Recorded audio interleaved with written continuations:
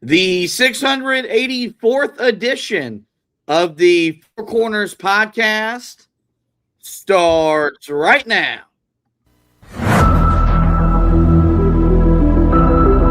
This is the Four Corners podcast. Elton ready on his second attempt. That one is no good. They battle for it. Loose ball. Recovered Marvin. He scores. 17 seconds left.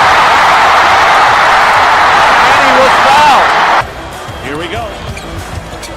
Lawson with a runner. No. The rebound. Hansbrough at the gun. Got it.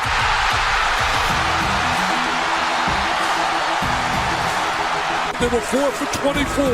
Hansbrough on a switch on Paulus. A deep three. And Green rips down the rebound in traffic. 4-on-1. What a great job. What a terrific job in transition. I mean, you couldn't plan that any better as a coach. Tipped away by Johnson. It's loose. Page. Johnson.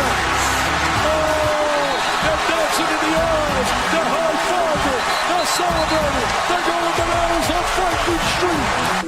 Pass to Britt, 15 seconds to play. Up high to Page, gets a screen from Meeks. Page driving in on the left, high off the glass for 2. 6 seconds to go. Pinson comes front court. Pinson to May for the win. Got it! Luke May! He got it! 0.3 of a second! Luke May gives Carolina the 75-73 lead. Are you kidding? Into Dixon. Boozer switches onto him. Dixon the kick. Trimble! Got it! And Carolina wins it!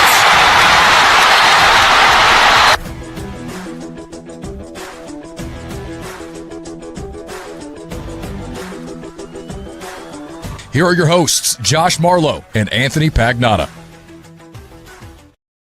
Hello and welcome into another live edition of the Four Corners podcast.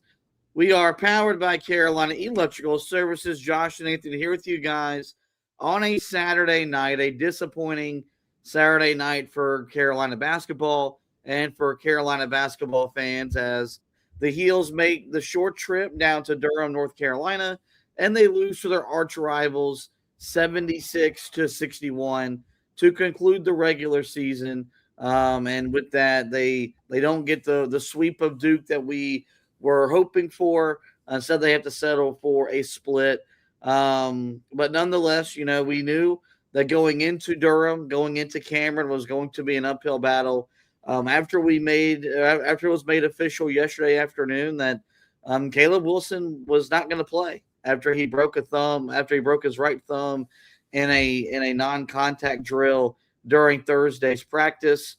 And that was certainly the case. Carolina missed their best player in more ways than one in the loss tonight. With that being said, I thought Carolina was a lot more competitive from the start than many people gave them a chance to be entering the game.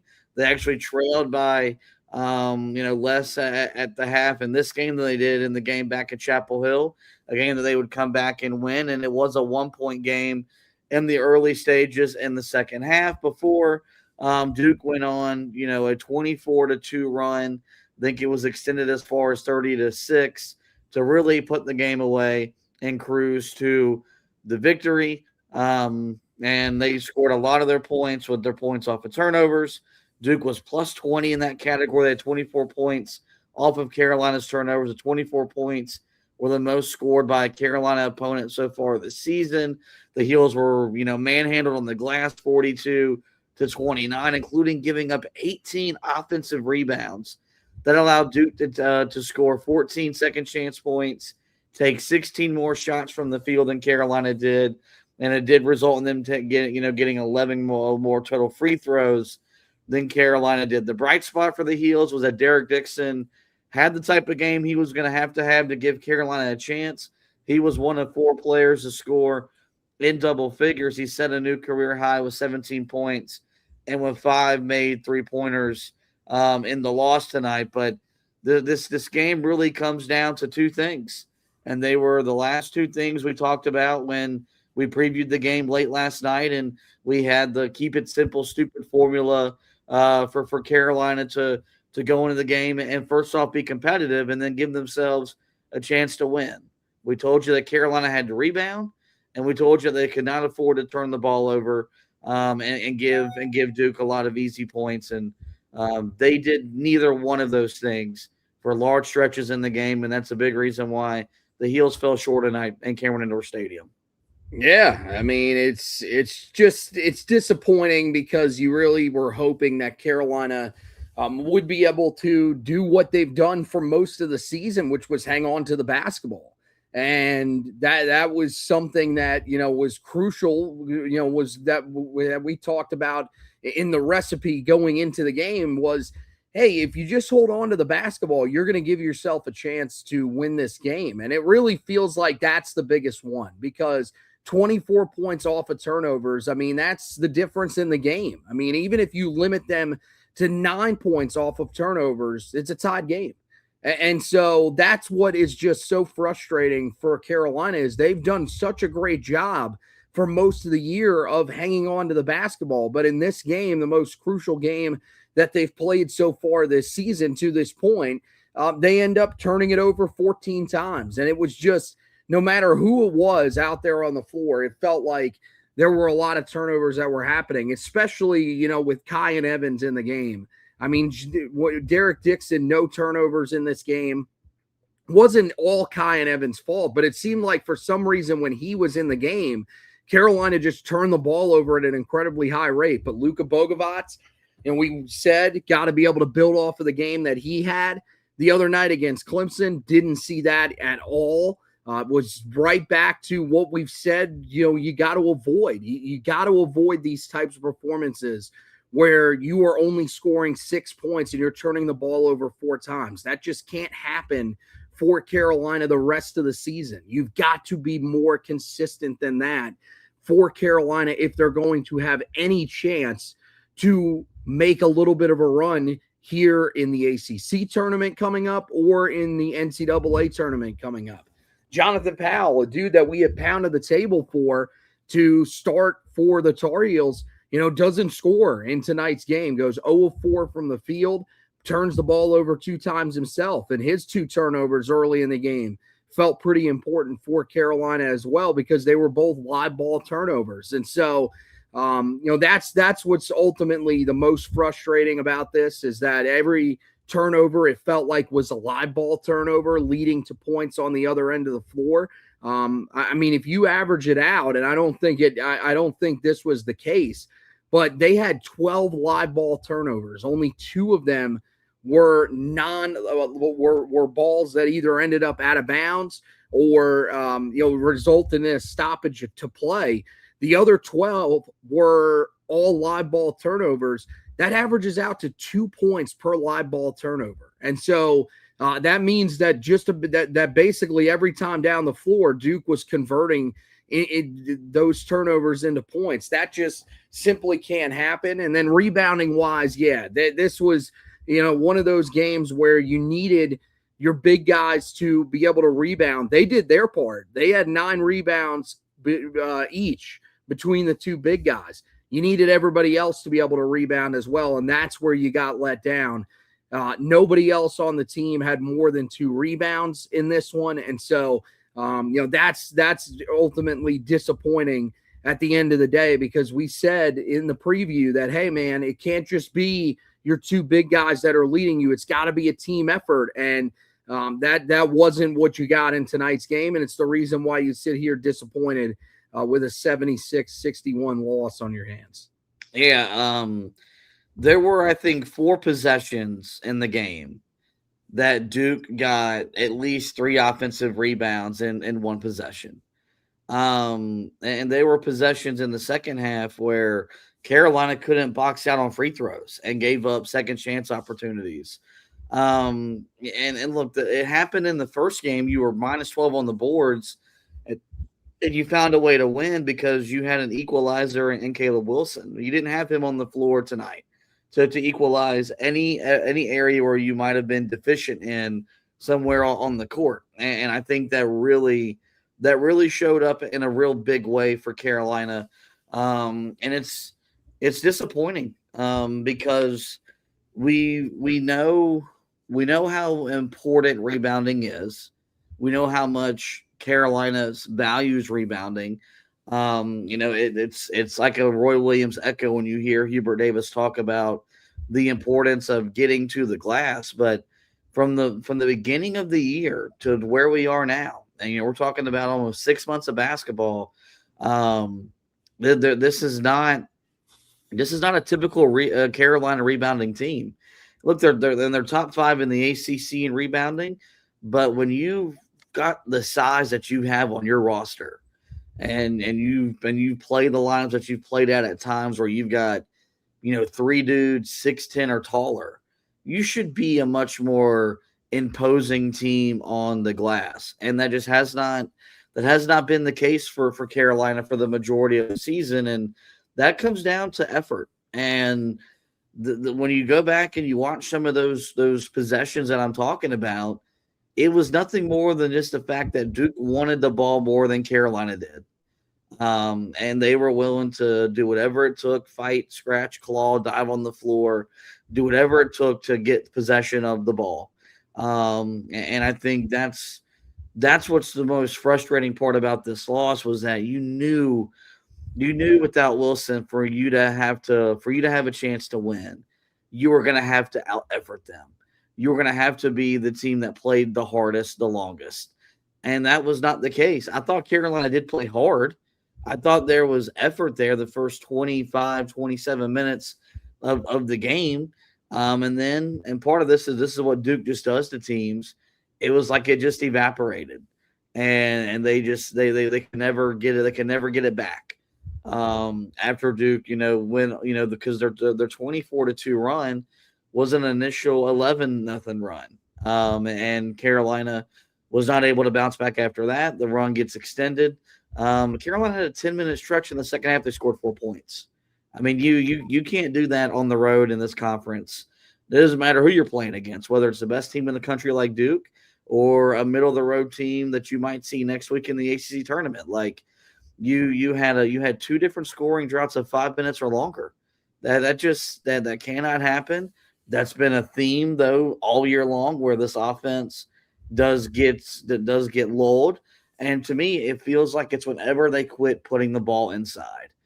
And their first 2 shots of the second half that found the bottom of the net, they were threes. And they were good threes. They were the right kind of threes that you want to take. But it felt like it was almost NC State 2.0, where they wanted to try to attack Duke from the outside. And that's not a winning recipe. That's not a winning formula. What allowed Carolina to be so competitive in the first 20 minutes was the fact that they were driving Duke's defense. They were putting the ball on the floor, and Trimble was, attacking Caleb Foster. They were getting to the rim. They were getting points in the paint. And then they were able to get some open looks from behind the 3-point line as a result of that.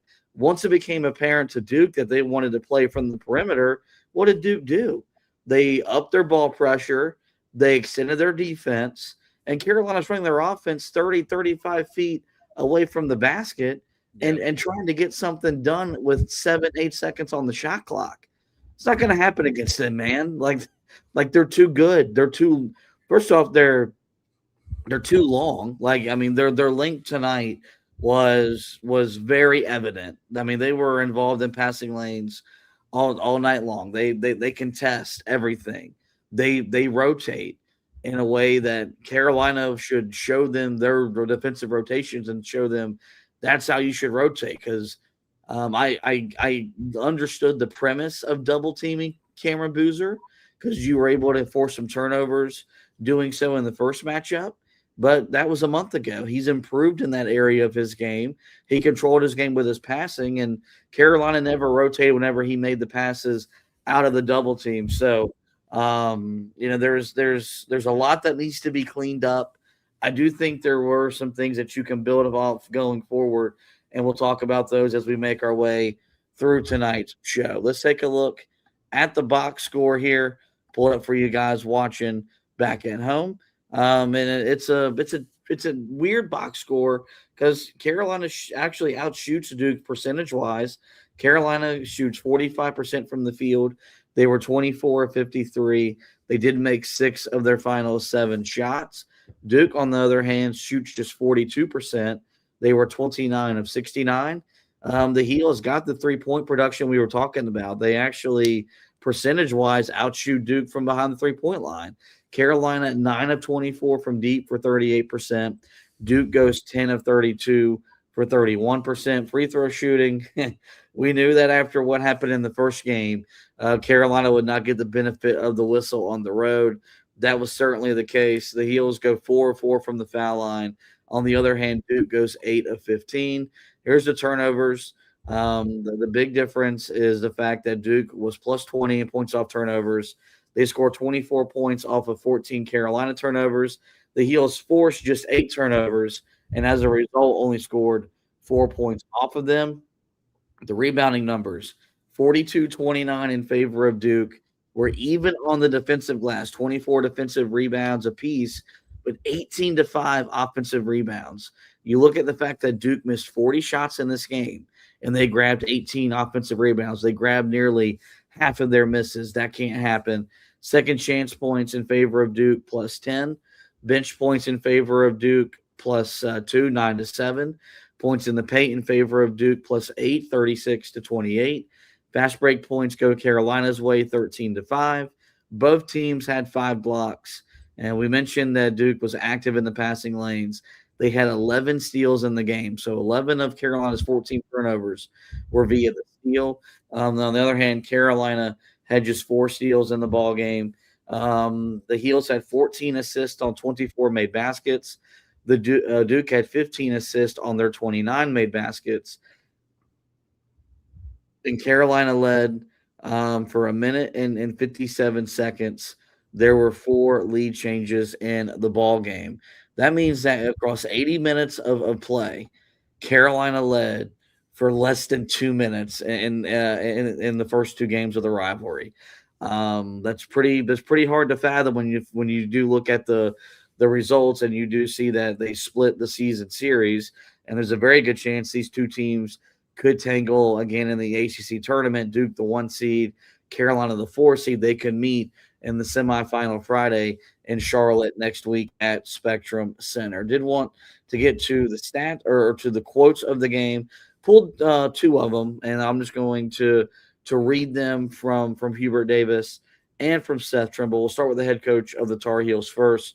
I don't know what brought on this question, but this was an answer that he did give to the media, not to Jones Angell on the Tar Heel Sports Network. Hubert said, quote, after the loss, I'll roll with this team and this group every single day. And then Seth Trimble, when he addressed the loss, he said, quote, when asked about what they learned from this game, quote, that we have a chance to do some big things in March and April, but it's hard. We have to buy in, and we can't buy in for some parts of the game like we did today, end quote. And I think that might be what's the most unsettling right now is Carolina entered as 17.5-point underdogs. And the talking point around the game was that Carolina was going to get blown out and that this game was not going to be competitive. And the final score would suggest that. But, this game it looked like Duke Carolina. It felt like Duke Carolina up until about the 13-minute mark of the second half. And, you look at the rebounding, and like, to me, that's an effort thing. That's a buy-in thing. That's something where this team, for whatever reason, still hasn't committed to that area of the game the way that we're used to seeing. And as I typically do, I listen to Hubert Davis, do his interview with Jones Angell on the Tar Heel Sports Network. He said they don't have practice tomorrow. Everything will basically be finalizing their plans for when to travel for the ACC tournament. But because they don't play until Thursday, they do have some time on their hands to kind of reevaluate some things, And as Hubert Davis said, quote, work on us, you have to imagine that rebounding the basketball is going to be the biggest point of emphasis leading into the ACC tournament. Because if this team is going to continue to struggle to board the way that they have struggled, in a lot of these games post the Caleb Wilson injury, they won't be playing very long in the ACC tournament, and that would lead you to believe they won't be playing very long in the NCAA tournament as well. Yeah, I mean, I think that needs to be the main focus. I think, we've talked about it for most of the year that we thought one of the things that was really going to come back to bite Carolina, and you saw it tonight, and hopefully this is what wakes this group up, is that when you get out rebounded in the way that Carolina has in some of these games, eventually you're going to get beat. Because, you were able to win games against Duke, against Virginia, against Louisville, where you got out-rebounded and really manhandled at certain times on the glass. But you needed a game, I think, for this group to realize that rebounding is incredibly important. And tonight felt like that game. I mean, you talked about it, 18 offensive rebounds on 40 misses for Duke. I mean, that's almost half of your possessions that you end up missing on. You're getting that ball back. And there were multiple times in this game. And I look, there have been times throughout the season where Carolina has allowed teams to pull down multiple rebounds on certain possessions. It felt like more than ever, more than we have seen this entire season. That was the case tonight, where Duke was able to pull down 2, 3, sometimes 4 offensive rebounds and get extra possessions out of them. And so that was the reason why Duke shot so many more shots than Carolina tonight. I mean, that's the thing. I mean, Duke shot the ball 69 times in this game. Carolina only had 53 shots from the field. So the thing is that, yes, you did end up shooting the ball better than they did. But, the thing is that in order to make that gap up, you would have had to be incredibly efficient. So that's where it's just frustrating as, a Carolina fan, because this is something that, has been, we've been preached to about this pretty much our entire time as fans, that rebounding is incredibly important. It's the most important thing that this team does. And it feels like for this team, that just hasn't necessarily been the case. As you said, not a bad rebounding team. And I think that's part of the reason why these guys, maybe haven't necessarily felt the pressure to get better, is they're not a bad rebounding team, but they're not where they should be. They're not a team with the size that they have that is rebounding at the rate that they should be. And so Carolina's got to figure that out here during this week or during, this time that they have this week. Before they go to Charlotte. That's something that, yes, you have to be able to do, because if you struggle to rebound the ball, then, I mean, you could lose in that first game that you play to a team like Clemson. You could lose to, I don't even know who the 12-13 matchup is, but that's potentially dangerous. Wake Forest and Virginia Tech. Wake Forest and Virginia Tech. Virginia Tech's got some length on them. We've seen that before, so you never know. They could end up beating you on the glass. You've got to be able to rebound. That's the most important thing. And I think one of the other things that they're going to stress is the turnovers. They've been stressing that really all year long, because there were teams early in conference play that were doing an amazing job of creating turnovers. I mean, even some of the teams that weren't necessarily good. Florida State at one point in the season was creating 17 turnovers per game. And that was one of the things that Carolina was focused on. That's going to be preached to them here during this week, that, hey, you need to be taking care of the basketball. You need to be rebounding, because if you don't do those things, it's going to make it almost impossible for you to be able to win games in the ACC tournament, and then eventually when you get into the NCAA tournament. Yeah, those are two areas that come this time of the year. It's like running the football in January. The teams that can do it can play deep into the NFL playoffs. The teams that can rebound, the teams that can protect the basketball, guess what? They're going to play deep into March. And I think this is a real good comment here we got from Jason, who's watching with us here on Facebook. Rebounds are what separates the boys from the men. I think that's a great way to describe it. And it just felt like at the key parts of the game where you're watching the game and you're saying, well, if you could just get a rebound here, if you could get a stop and get a score, then you're just keeping the pressure on them. And it felt like that would be the possession where they would go get 2-3 offensive rebounds. Your defense would be scattered. You give up a three, a layup, whatever it was, and it was just backbreaking. And so that's something that Carolina just has to be corrected, because these things matter when you're playing games at home. These things matter when you're playing games on the road. They become all the more important when you're playing games on neutral courts, because those could be the great equalizers. Yeah, and look, Carolina entered the game tonight. Those are their rebounding numbers. Their total rebounds were 38.3, 49th in college basketball. Their offensive rebounds were 11th, 172nd in college basketball. Their defensive rebounds, 27.4, 26th in college basketball. I think the best way to state this is it's a bad rebounding team for Carolina standards, for what we expect, for what for me, it's a demand. Like when I watch my teams play, and it doesn't matter what level of basketball it is that I am pouring myself into, whether it's the Heels at the college level, the Knicks at the NBA level, or when I'm watching Ashton and his team play. Like this, the thing I focus on the most, even more so than shot making. Like, because the ball is going to go in the basket. I mean, because if you can't shoot, you can't play. But rebounding, I think, should be treated the same way. And so when you have those possessions where guys aren't boxing out, they're not doing what they need to do, like for me, like that's a non-negotiable. And it feels like there are times that when we have those lulls, Hubert Davis will not necessarily call timeout, because he doesn't call timeouts all that often, but at the very next dead ball, get a substitution in. But to me, it needs to be much more consistent, and the leash needs to be a whole lot shorter moving forward.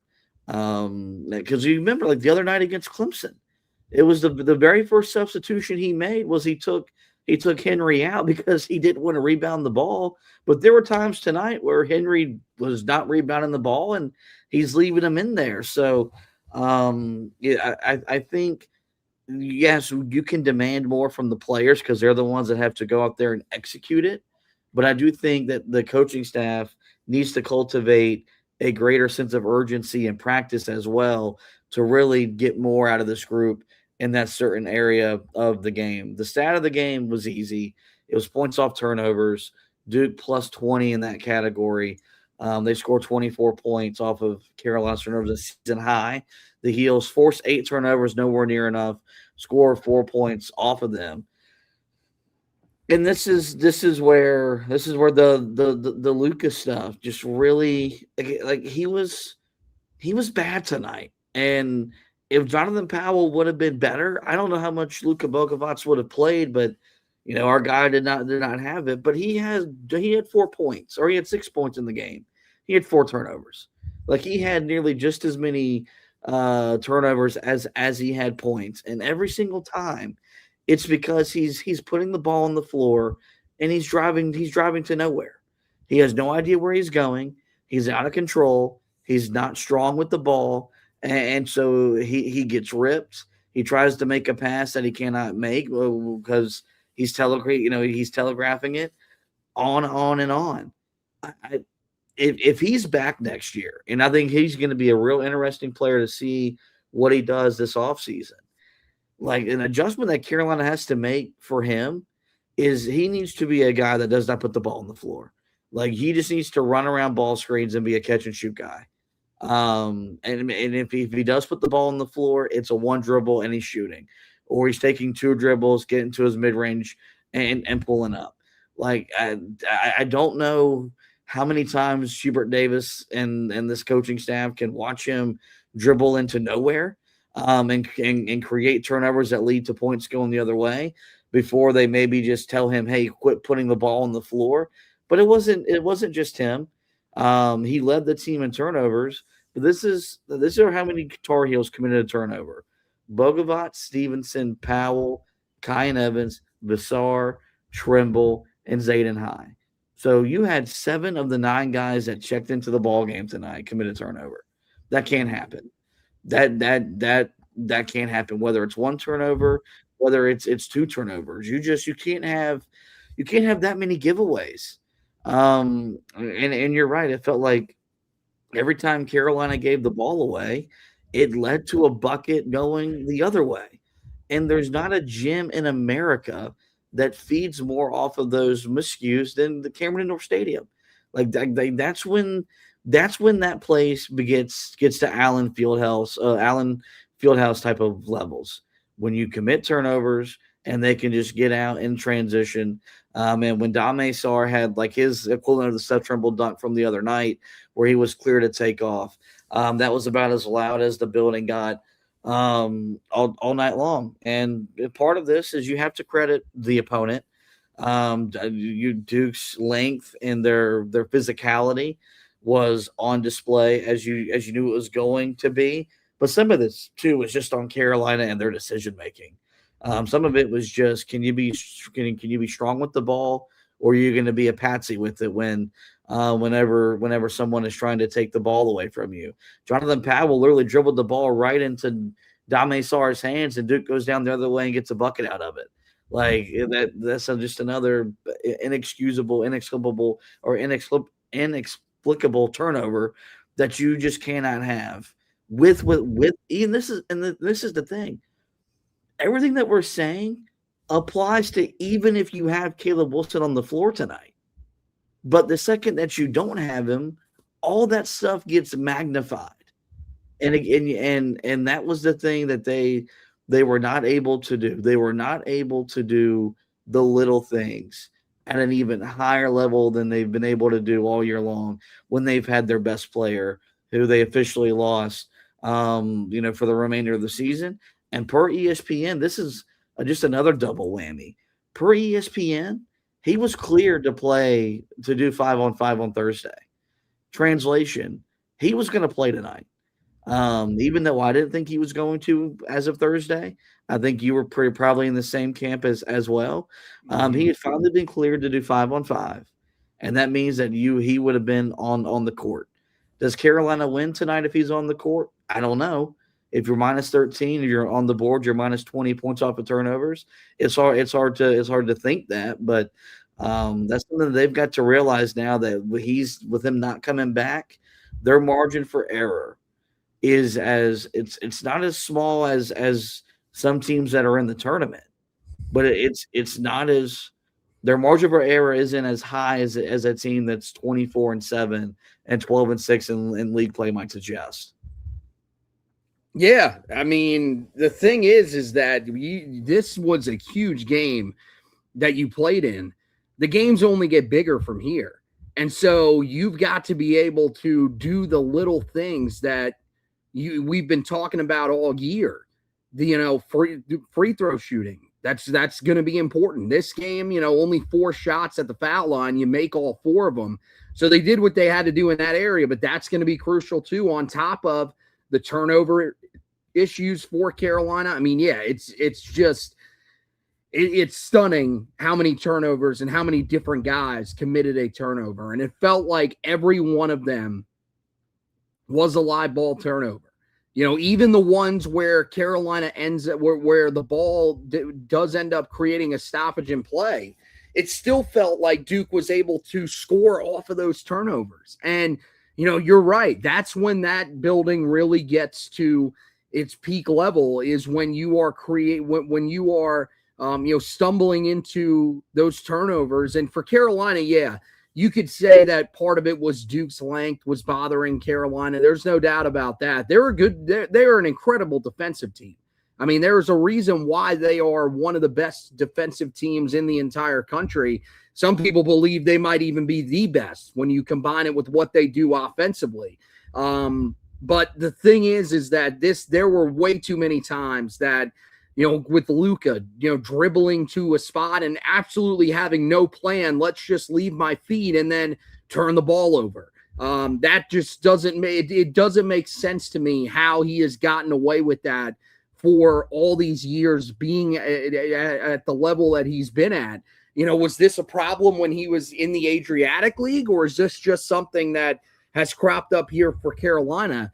I think that's certainly something that you scratch your head about all the time. But then, I mean, you saw guys trying to force passes the entire night that just weren't there, trying to make entry passes. And we've seen Carolina teams that have struggled with entry passes, in the past, especially here recently.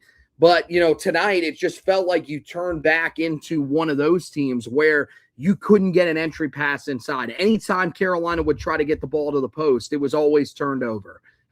Because especially in that second half and especially during that stretch where Duke goes on the 24-2 run, there's just no way that Carolina was connecting on some of the passes that they were trying, and it leads to those easy buckets for Duke. That's what allows the lead to grow as significantly as it does. And there was just nothing that Carolina could do about it. And then, the rebounding, we've been harping on it the entire time that, when you have two guys that pretty much bring in the majority of your rebounds, I mean, there's really nothing that you can do. I mean, you had 11 rebounds outside of the 18 that Henry and Jaren Stevenson combined for.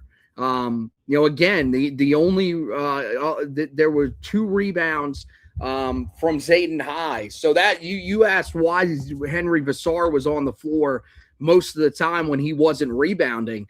I mean, he was rebounding better than Zayden High was. There were points in the game where I agree neither one of them was rebounding, but Zayden High didn't rebound well at all tonight. And that's one of the main things that he's been doing for Carolina that's really been making a difference, is coming in and ripping down rebounds. That's the one area of his game that you usually didn't have to worry about. Everything else, offensively, in terms of the foul issues at certain times, that's been suspected at times, but you knew that he was going to be someone that was going to be able to rebound, and you just didn't see that tonight. He didn't have a great night defensively either, especially when he was matched up on Boozer. Boozer really took him to task, and that's kind of what you expect from a guy that isn't necessarily playing as much of a role as you had in Caleb Wilson, as you have in Jaren Stevenson, as you have in Henry Vassar. And so I thought that was one of the issues for Carolina. But one of the other big issues that I thought Carolina had throughout the entire night, outside of the little things, was the shooting from or the shots that Carolina was taking, especially during that second half. I thought the second half shot selection was absolutely terrible. And I get it, credit to Duke. They did a really good job of shutting off the driving lanes, but it felt like Carolina gave up way too easy and really just decided we're going to spend the rest of the night on the perimeter and hope that we can win the game from out here. And that just isn't going to work for this Carolina team. We've said it all year. Carolina does not have that knockdown shooter that you can guarantee is going to be able to make shots from the outside. And so, Derek Dixon ends up making 5 in this game, but, Luka Bogovac, didn't end up knocking down the shots that he needed to from the outside. Jaren Stevenson, 0 of 3 from beyond the arc. Seth Trimble, 0 of 3 from beyond the arc. And that was really the guy that I think, it was most noticeable with in the second half, was you didn't see Seth Trimble trying to drive the basket. You didn't see them trying to get the ball inside as much as they did early in that first half, where Henry Vassar, was getting the basketball and actually able to do some things with it. 4 of 6 in the first half from the field, 1 of 2 from beyond the arc, but still Carolina was able to get him some touches inside. He only had 1 shot in the second half, and it goes down for him. So he finishes with 2 points in that second half. But I mean, he was basically non-existent. Jaron Stevenson with only 2 points in that second half after a very successful first half where he scored 8 points on 3 of 6 from the field. So Carolina was getting to the basket early in the game. You could see it. The guys with the most shots in that first half, Vassar, Jaron Stevenson, Seth Trimble with the most. In the second half, it was pretty much all on the perimeter. It was all the guys on the outside that had to figure out how to try to score. And that's not a recipe for success for this team with where they're at and how they're built this season. So I think that was a big part of the reason why Duke was able to go on the run they were able to go on. When you combine it with the 7 second half turnovers that Carolina had that led to easy buckets for the Blue Devils and allowed them to pull away in this one. Yeah, Henry Vassar in these 2 games against Duke has had some real interesting stretches and moments. He was a non-factor in the first half in the first game back in Chapel Hill. He was a non-factor in the second half tonight. That one field goal came with 1:22 left on the clock. The game was over. It was curtains at that point. Duke was going to win the game, and I don't know if he's not comfortable, if he hasn't been empowered. He needs to demand the ball. And he needs to, and the offense still needs to run through him. And there needs to be paint touches where we do. Does the ball have to be shot from the paint? No. But even the teams that want to play from the perimeter, we've all seen what Nate Oates has done at Alabama. When we've seen some other teams that are perimeter-oriented offenses, what do they talk about, though? They talk about paint penetration and getting the ball deep into the teeth of the defense and then kicking it back out, and then you're rotating and you're getting open looks. Carolina was forced and resigned to just passing the ball around the perimeter. I feel like Duke did a better job taking away some of the driving lanes. But I feel like once Caleb Foster got injured, you should have been able to put more pressure on the rim. They didn't have Gongba. He didn't play tonight. That should have been like that should have just made it even more of the mission. Hey, let's pressure the rim, because once they lost Gongba and Foster, they had to play 6 dudes because Duke's not very deep. Now their 1 through 8 might be as good as any 1 through 8 in college basketball. But once they got down to 6, you should have put the onus on the officials to see how are they going to call the game. And look, maybe Carolina got deterred by the fact that you had Derek Dixon draw blood and there wasn't a foul called on him on a drive. Seth Trimble had his contact knocked out of his eye, and there was nothing called there. But regardless of the fact, they were never going to win the game playing from the outside. They needed to make the number of threes that they made. Like if you got 9 threes, that was what we talked about in the preview. But you could not just be forced to settle to play from out there. And the majority of their shots in the second half, it wasn't State-esque, but it was very reminiscent in a lot of different ways. But Henry Vassar's got to be a guy that can't disappear like he disappeared in the second half tonight. This has to be a guy, even if Stevenson's having a good game. Stevenson, I don't think is the same. He's not the same player that Henry is, and doesn't provide the same emotional lift that Henry does. When Henry Vassar's playing at a high level, I think Carolina has a different attitude about themselves, because he's talking, he's letting it be known what he's doing on the court. And I thought in the first half, when he gave you 9 and 6, you felt really good about, okay, he's ready to go here. How many times did Boozer in the second half just move him out of the way with his body, driving him to the rim? Like he would get switched onto him, 18, 20 feet away from the basket, and Boozer would put his head down, 4 dribbles, bump Vassar out of the way and get a layup, or Carolina would send a double team and he would make a pass and Evans make a three or something like that. So, look, Henry's been a consistent and a steady player for Carolina. He's now, technically their leading scorer with Caleb Wilson out for the year. But make no mistake about it, he's a guy that's going to have to elevate his play now that we're getting into tournament play if the Heels want to make any deep runs in the ACC or the NCAA tournaments.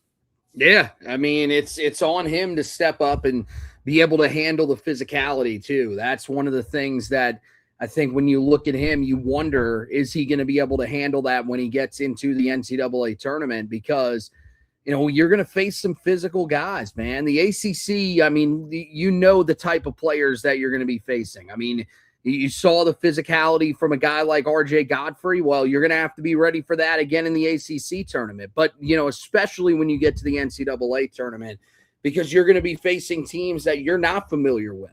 So you're not going to know who you have to end up bringing that intensity against unless you're reading the stats and learning about those teams, which they'll probably end up doing. But my message is you've got to bring that every single night, no matter what.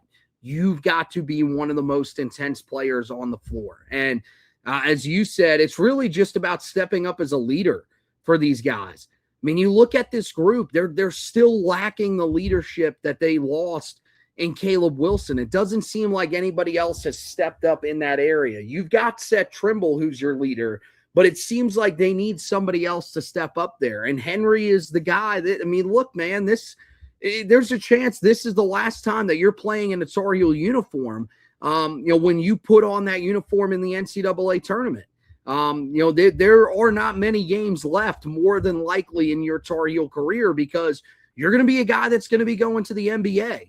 And the thing is that if you're going to make it to the NBA, you need to be able to show them that you can handle the physicality, that you can be a guy that steps up in certain moments when Carolina is without their best player. I think this time here over the next, couple of weeks is going to be very important for Henry Vassar because now teams are starting to learn, NBA teams are starting to learn that is this a guy that's going to step up when you don't have your best player? Can he become Carolina's best player? And we've seen there have been games where he has been Carolina's best player.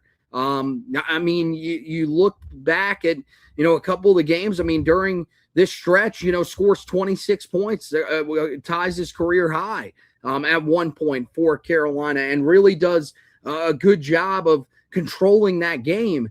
But you haven't seen that since that moment. You've seen a guy that looks, somewhat hesitant at certain times. That's how he looked in the game against Clemson.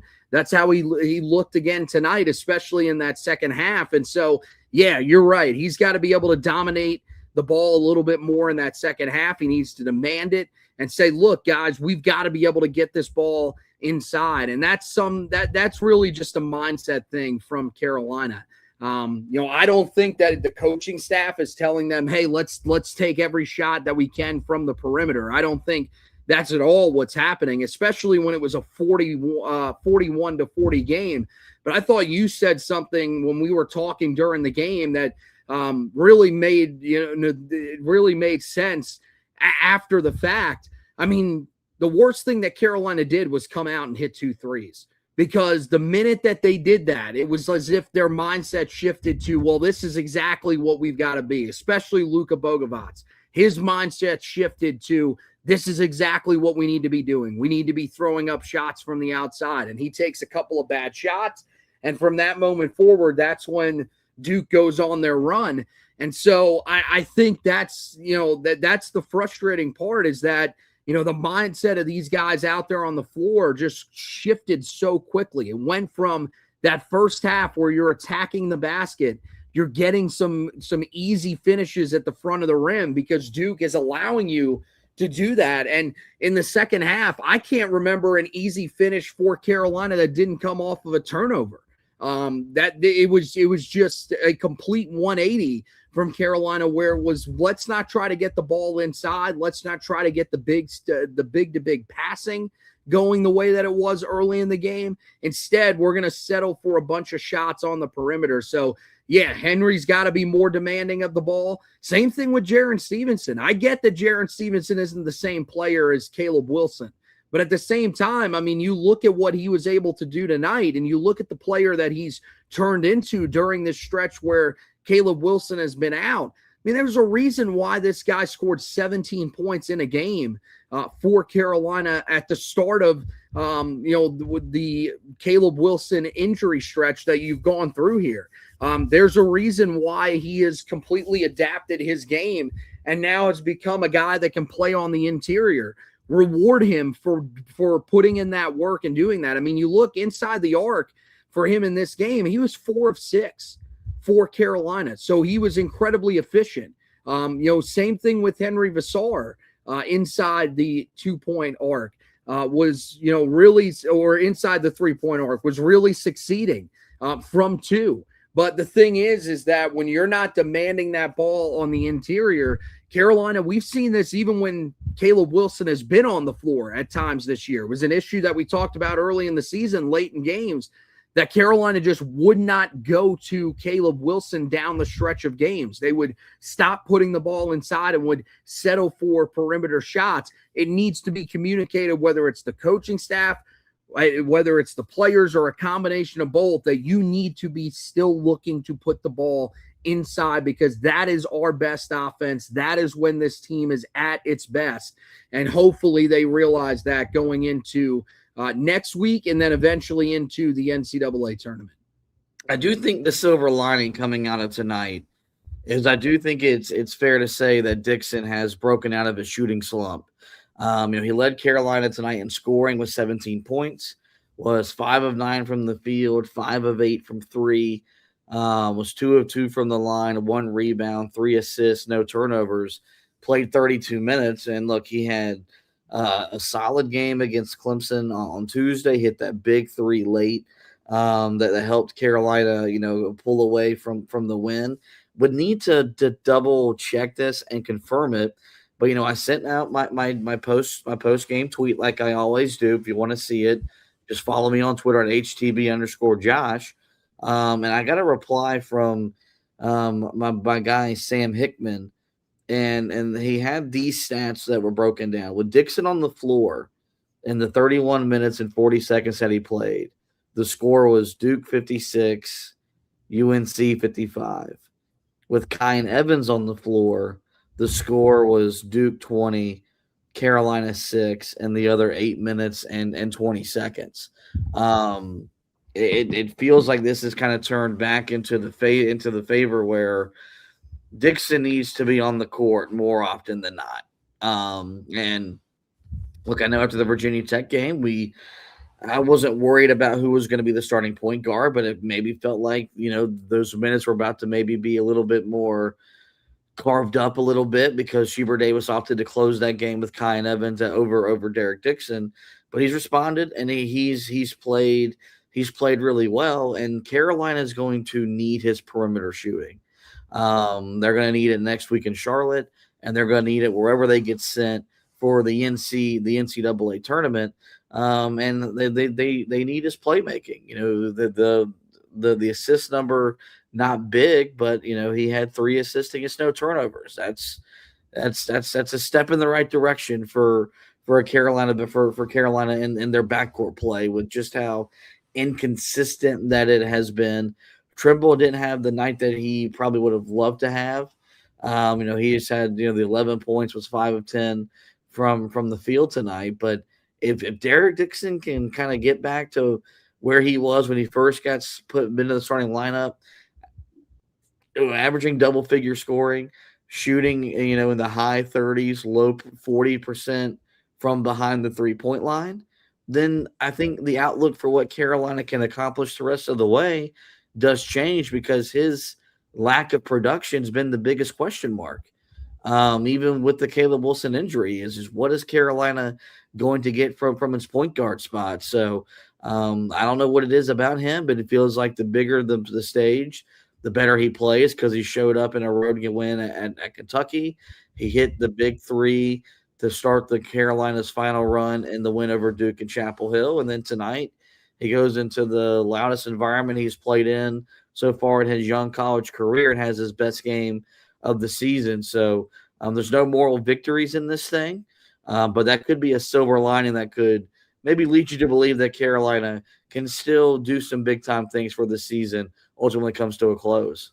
Yeah, and don't forget what he did in the game against Clemson either, hitting the biggest shot of that game as well. And so hopefully that's, what you're seeing is what's going to continue for the rest of the year, which is that he's a guy that can maybe score, double figures, even if he doesn't score double figures. I mean, if you can get to 8 or 9 consistently, but knock down important 3-point shots when Carolina needs you to, that's ultimately what you're looking for. And then, just be able to share the basketball the way that he did tonight. I thought he was Carolina's best passer out there on the floor for most of the evening. He was, one of 2 guys that didn't have a turnover in this game. The other guy was Jaden Young, who played 8 minutes. This guy played 32 minutes, didn't have a turnover. And so I think that's what you're looking for. Yeah, is Derek Dixon a perfect player? No, not by any stretch of the imagination.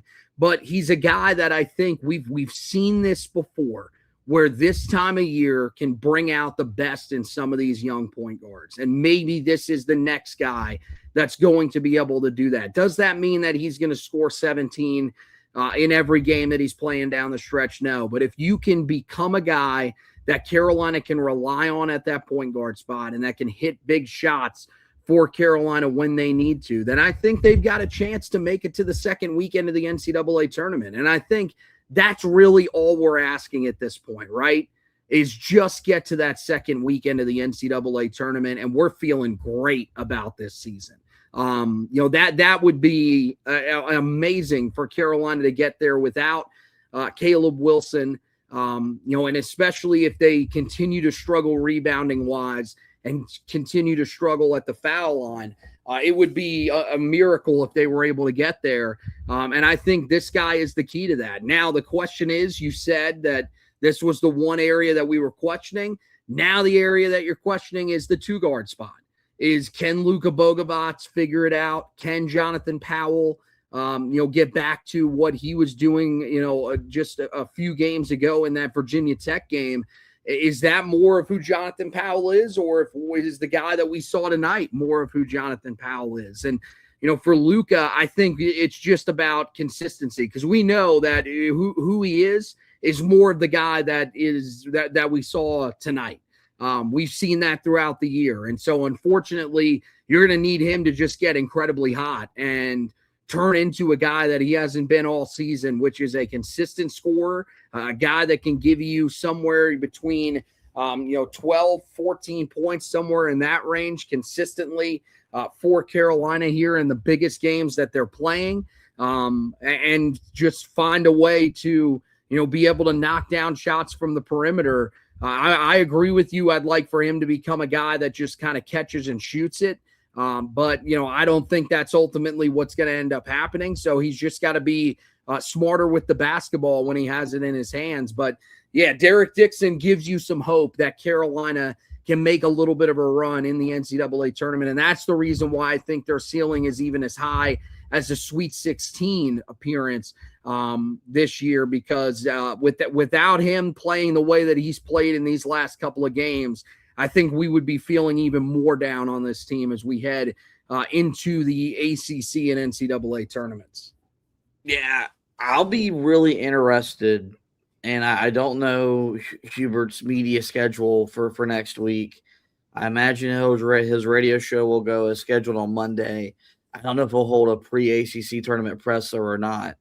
I do wonder when he talks about working on us if they look at putting Jaden Young back in the starting lineup, or maybe putting Jonathan Powell in the starting lineup, because what you got from Luka Bogovac cannot be sustained in elimination play, and so I do wonder if that's a decision that they make.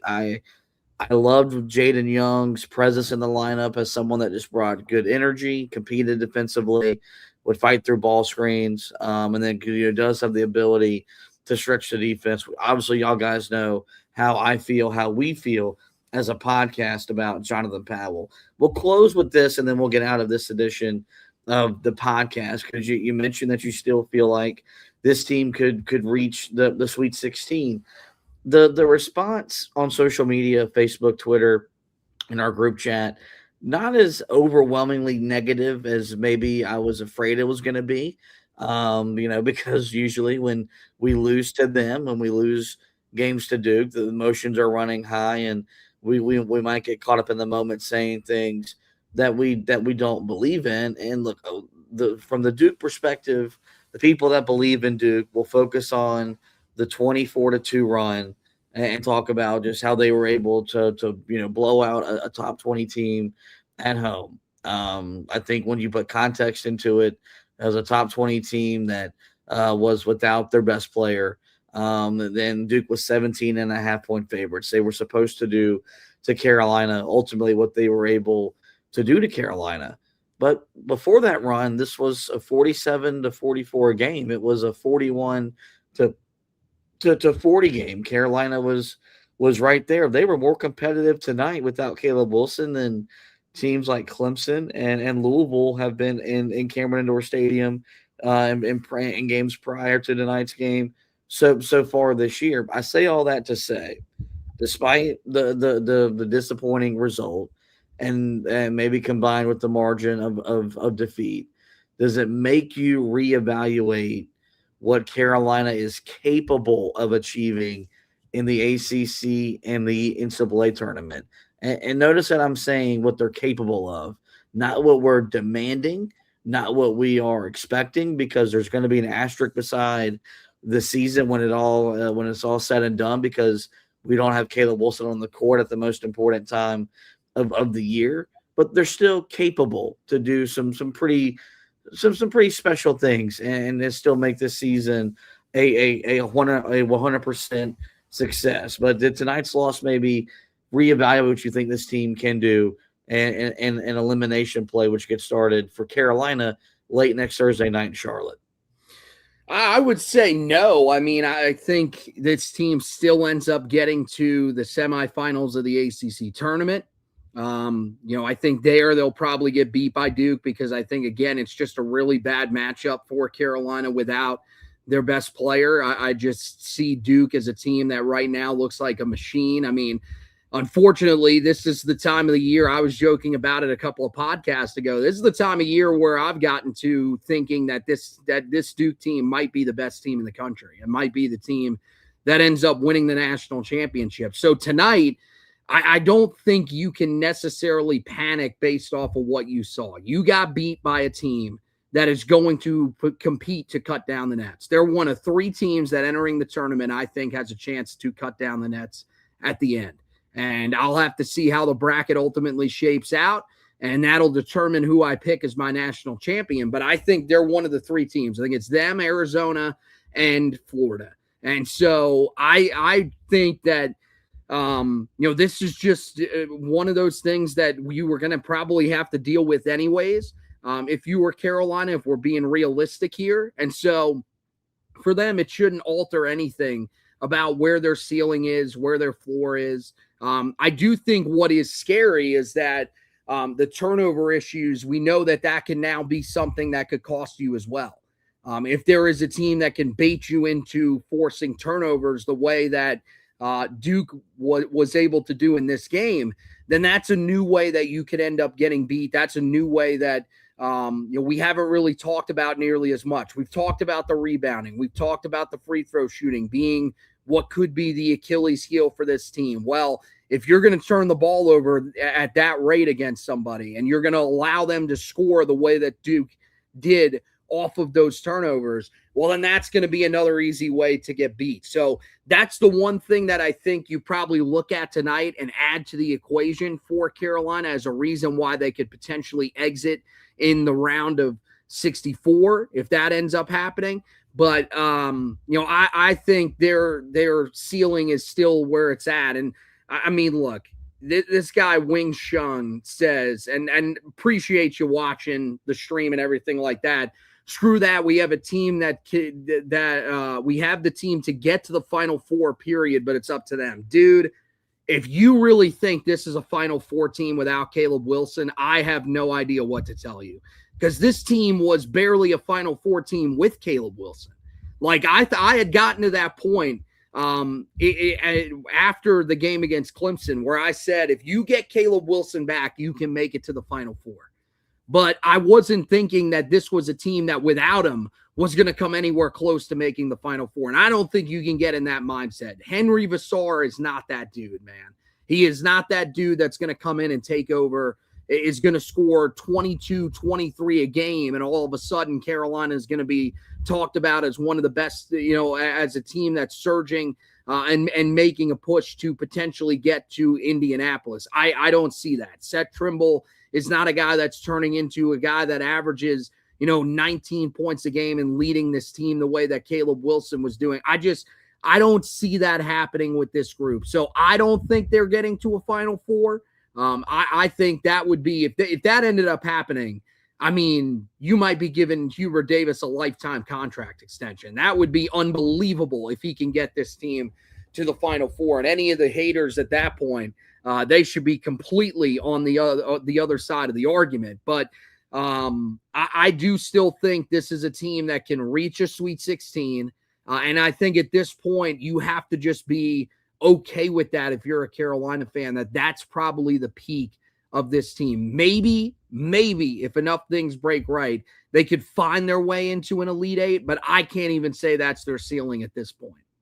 I think the best way to sum up what I still think about this group is the way Jay Billis described them on game day this morning. Just want to kind of add this kind of into it. For all the talk that, this game no longer matters, there's no fever. We were at the game day in Chapel Hill, great crowd. I watched the game day show this morning from Cameron. It was a great crowd. And that environment tonight was what you expect Duke Carolina to look like, is what Duke Carolina should sound like. But Jay said this, with Caleb Wilson, they had Final Four potential, because they could beat anybody in the country. Look at their wins: Kansas, Duke, Kentucky, Virginia. They could also lose to anybody in the country. Look at their losses. Let's just say Cal and Stanford, which those losses haven't aged as poorly as we might have thought they were. Like, they've both kind of played their way into bubble conversation, where if they get 2 wins next week in Charlotte, they could find themselves in the first 4 of the NCAA tournament. But those are 2 teams that no one expected Carolina to lose to. So that's how he described Carolina with Caleb Wilson. Carolina without Caleb Wilson can beat some good teams and not the great teams. Mm-hmm. And however you want to feel about that as a Carolina fan is up to you. They're without Caleb Wilson, they're not in the same stratosphere as Duke, Florida, who might be emerging as a legitimate threat to repeat as national champions, Arizona, UConn, Michigan, Houston, Iowa State.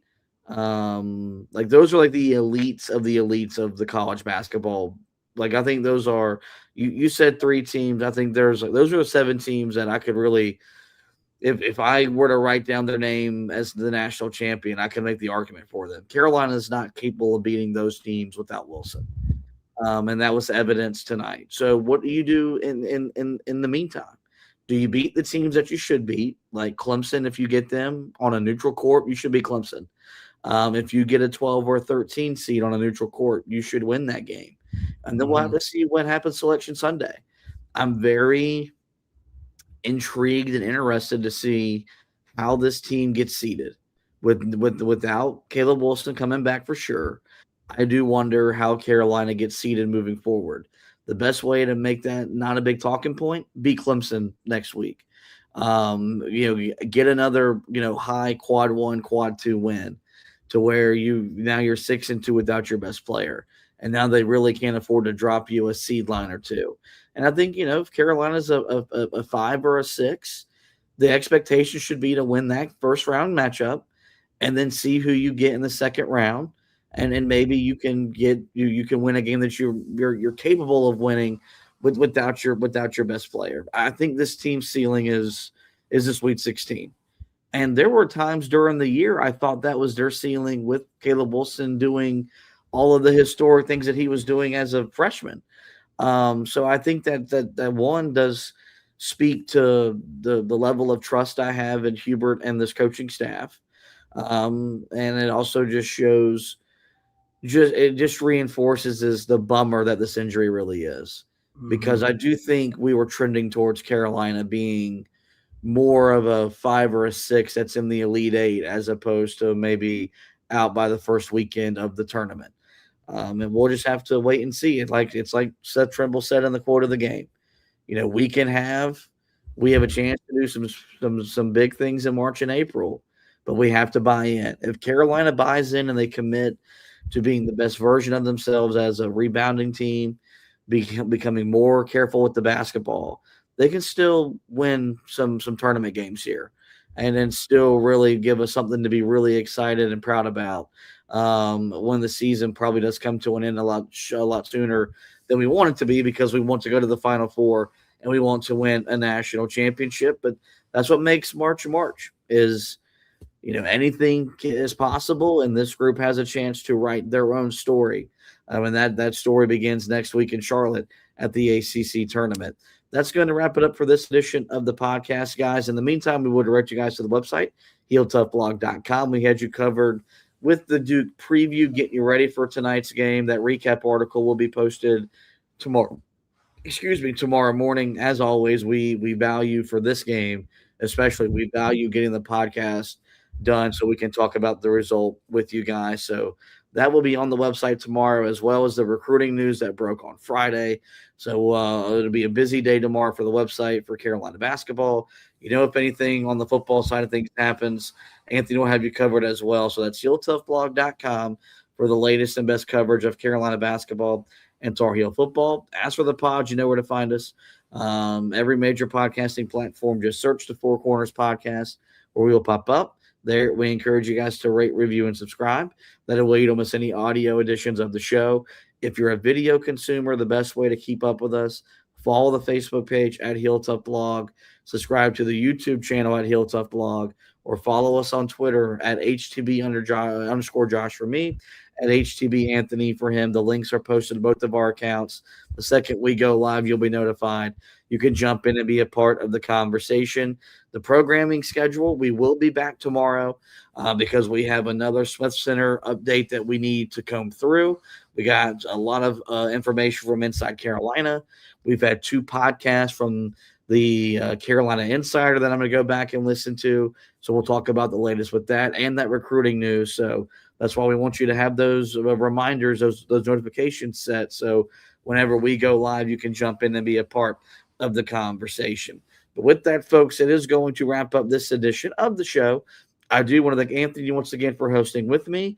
We want to thank you guys for both watching and listening. And as always, go Tar Heels.